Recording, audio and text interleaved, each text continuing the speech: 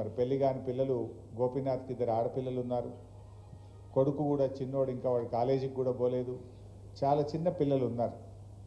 మరి 3 సార్లు Jubilee hills ఎమ్మెల్యేగా ఎంతో మంచి పనులు గోపీనాథ్ గారు చేశారు.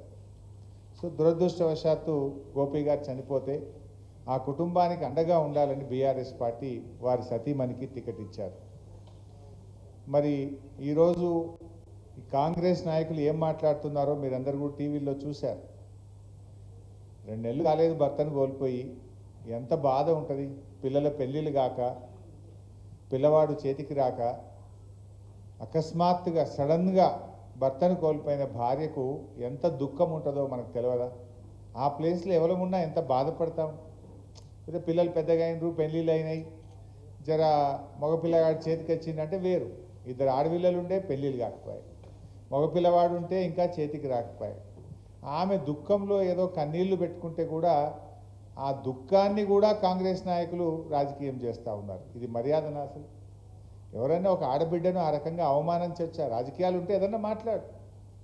2 నెలలు కాలే భర్తను కోల్పోయి, పిల్లలు చేతికి రాలేదు, పిల్లల పెళ్ళిళ్ళు కాలేదు, ఎంత బాధ ఉంటుంది, గుండె ఎంత బరువుగా ఉంటుంది ఆడబిడ్డకైనా. అది అనుభవించే వాళ్ళకే తెలుస్తుంది.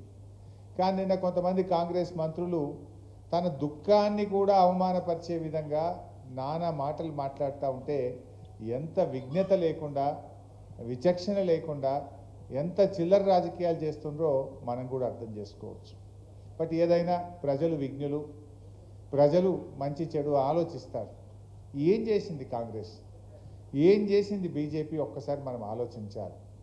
తెలంగాణ విషయంలో 2 పార్టీలు, బీజేపీ అయినా కాంగ్రెస్ అయినా, 2 పార్టీలు కూడా తెలంగాణకు ద్రోహమే చేస్తున్నాయి. 2 పార్టీలు ఇవాళ తెలంగాణకు అన్యాయం చేస్తున్నాయి. ఇది ఇవాళ రాష్ట్ర ప్రజలు గమనిస్తూ ఉన్నారు. నేను ఉత్తగా మాట్లాడతలేను. ఇవాళ కాంగ్రెస్ అయినా బీజేపీ అయినా చెప్పుడు ఒకటి ఉన్నది, చేసుడు ఒకటి ఉన్నది. రాహుల్ గాంధీ ఏమంటాడు? మొహబ్బత్ కా దుకాన్ అని రాహుల్ గాంధీ అంటాడు. మోడీ గారు ఏమంటున్నారు? సబ్కా సాత్ సబ్కా వికాస్ అని మోడీ గారు అంటున్నారు. మరి నిజంగా అమలవుతుందా?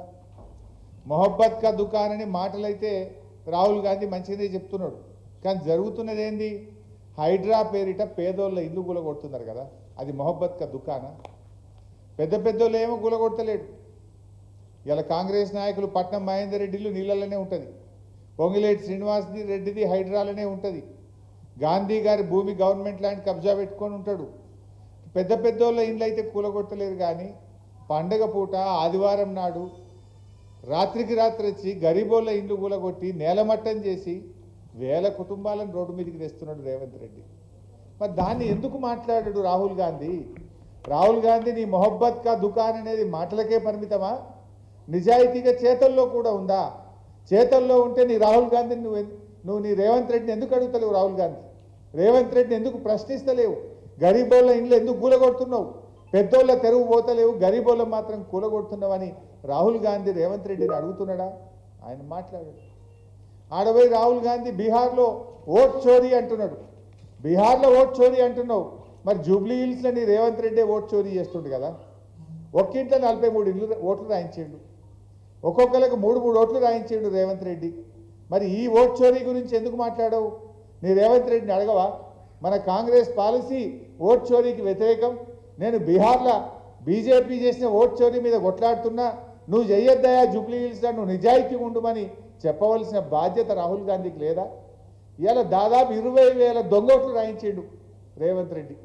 కాంగ్రెస్ నాయకులు జూబ్లీ హిల్స్లో భర్తను కోల్పోయిన సునీతమ్మను ఓడగొట్టాలని 20,000 దొంగోట్లు రాయించి నానా కుట్రలు చేస్తున్నారు. ఇది తగునా?